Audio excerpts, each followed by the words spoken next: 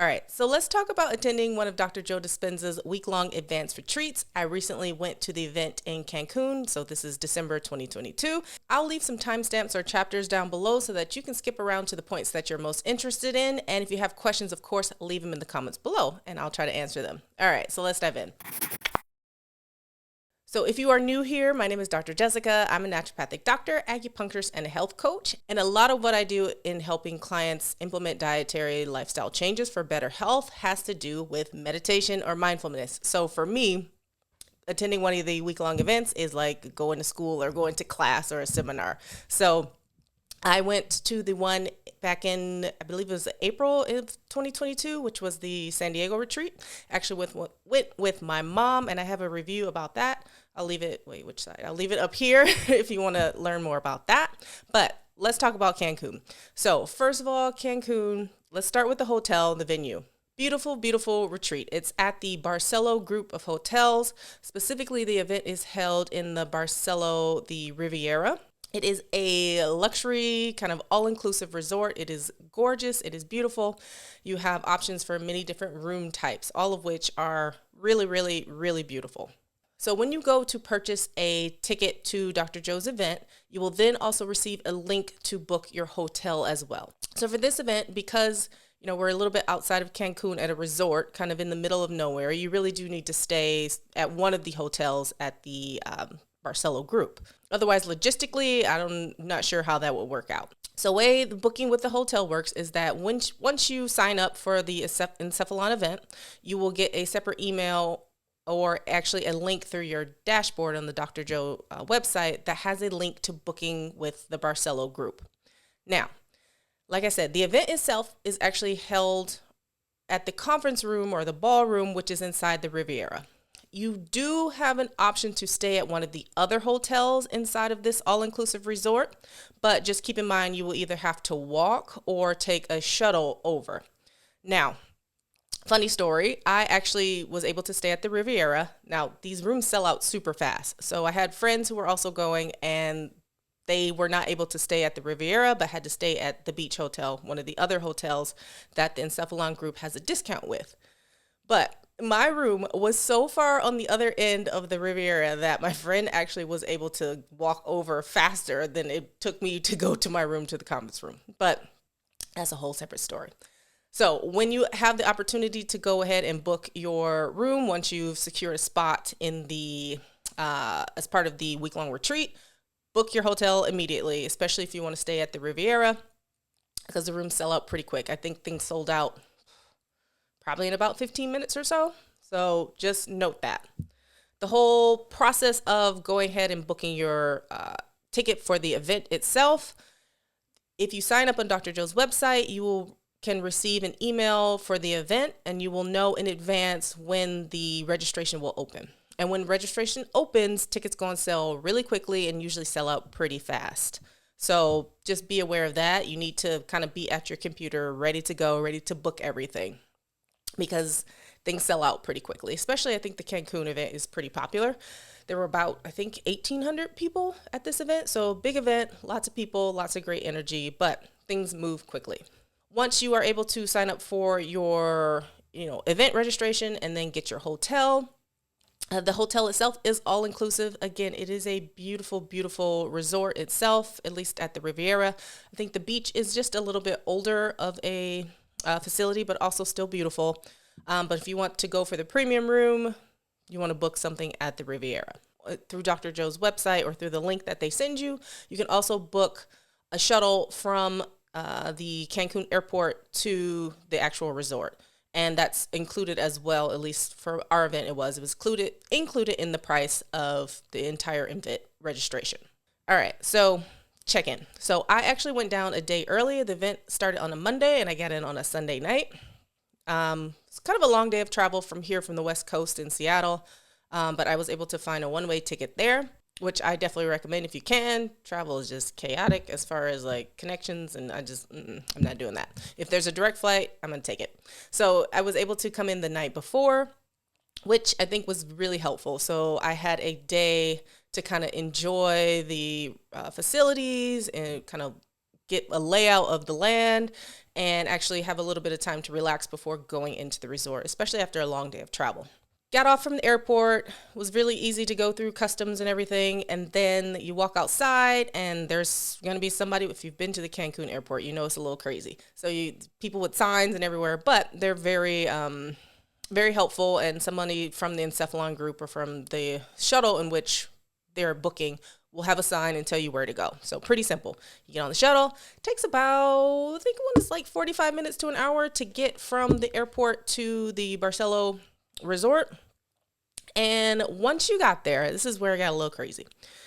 So when we got to the Riviera Hotel, they let us out, and then it was kind of chaotic. There was just like multiple lines everywhere with nobody really giving you any direction, which was little chaotic. What I had a hard time with is I was like, okay, I'm just going to go stand in line, only to then wait for like 15, 20 minutes and then to realize there was another line I was supposed to stand in first for them to take your passport. So look for the line where they take your passport, they make a copy of it, and then you go stand in the other line. So once you then get to the front of that line, it's kind of a barrage. And if you've never been there and you don't know what the layout of the multiple hotels are or how it works with eating at different restaurants, prepare to be a little bit overwhelmed, because the staff that work there, they are lovely. They are very kind and helpful, but they are trying to get through the line of people, and they like give you like a of the overview of the hotel, as far as like, this is where your room is, this is the hotel, now you can go over here and book your reservations for dinner,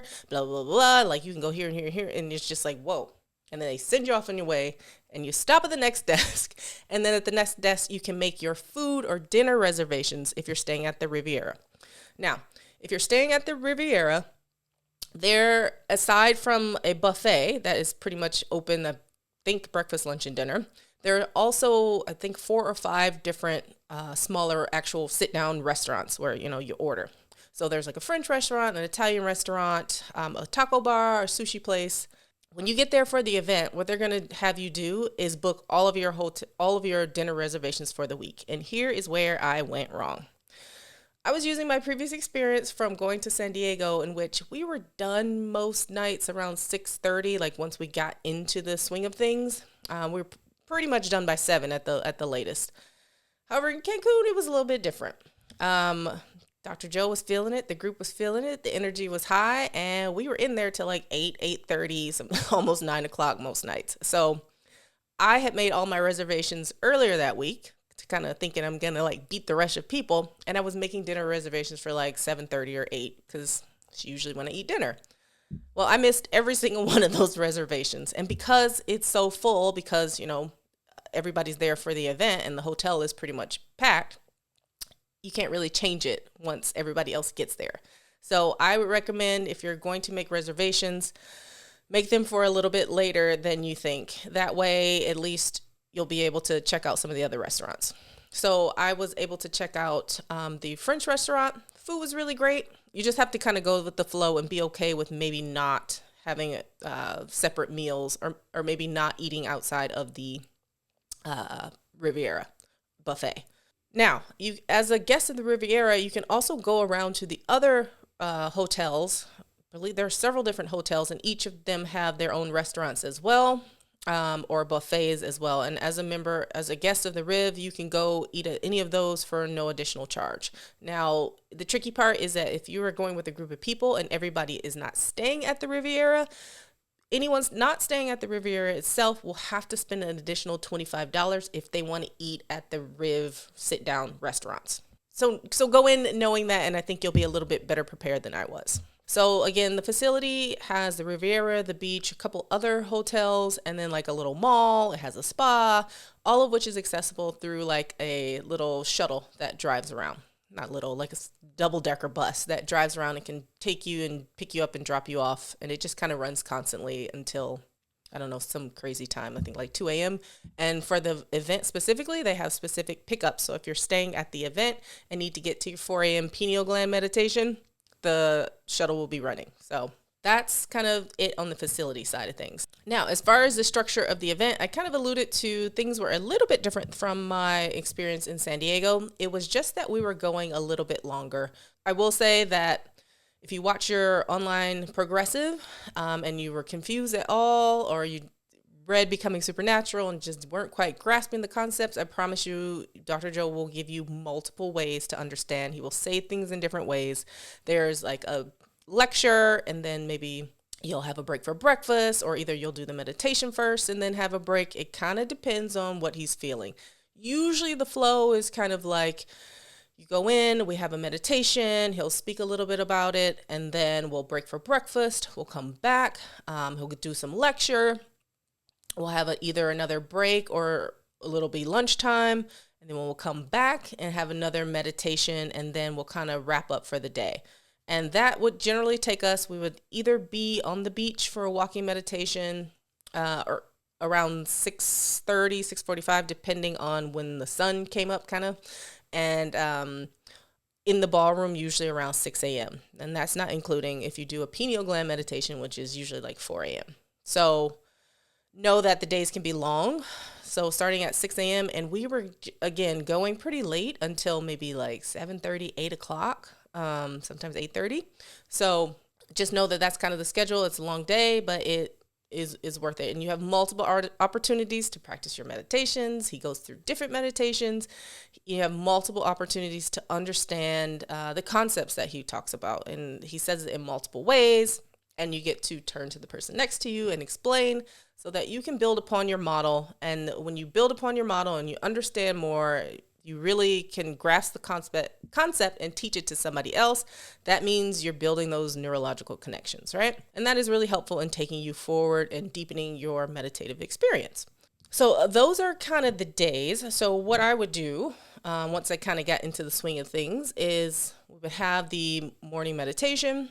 I would put on my bathing suit underneath my clothes so that when we got out for breakfast, I would go grab something really quickly and then go sit at the pool or go sit at the beach. Because you have usually about 90 minutes or so for the breakfast and lunch breaks. And so I could still enjoy the hotel a little bit and enjoy, being on a beach in a tropical location, just a teeny bit. So then you come back after breakfast, you go back, back into the conference room, you're back into it. And then you will break for lunch or for a snack and then come back. And then, so as the week goes on, you're adding on, and then kind of, I think day 3 or day 4, we started the walking meditations. So the walking meditations were usually around somewhere between 6:30, 6:45. He wanted to do it earlier, but the staff or the hotel wanted us to do it a little bit later because it was really dark and they didn't want the liability, which totally understand, makes sense. But later in that week, you do start your walking meditations, and this is where you're learning to, do the meditation because you've had enough practice earlier in the week, and now you're practicing with your eyes open. Same thing as when you go into your everyday life. So walking meditations are an incredible experience, especially when you're doing them right on the beach, and you can watch the sunrise, and quite beautiful. Let's see. And then later in the week, you will also we also did the pineal gland meditation, and that's a long meditation. I won't spoil it for you, but you get multiple opportunities to kind of do the pineal gland activation and experience the mystical or open yourself up to a new experience. So along with the adding on the walking meditation, you will also learn a lying down meditation as well. And then there is also a different type of breath work that Dr. Joe will teach you in order to kind of stay awake and extend your kind of time in being present in that lying down meditation. So you're definitely learning new skills, you're definitely deepening your experience, and you're getting multiple opportunities to practice. Speaking of which, that kind of leads me into my experience as far as how, the meditations went for me. First, I'll start off by saying there is no such thing as a bad meditation, okay? However, I will say kind of midway through this event, I started to really struggle. I think it was the 3rd or 4th night, I was like, I am over this. I was like, why am I here? Like, out of nowhere. I now realize, kind of after talking to my friends about it and like thinking about it, I was really craving my old routine. It was like our last meditation of the night.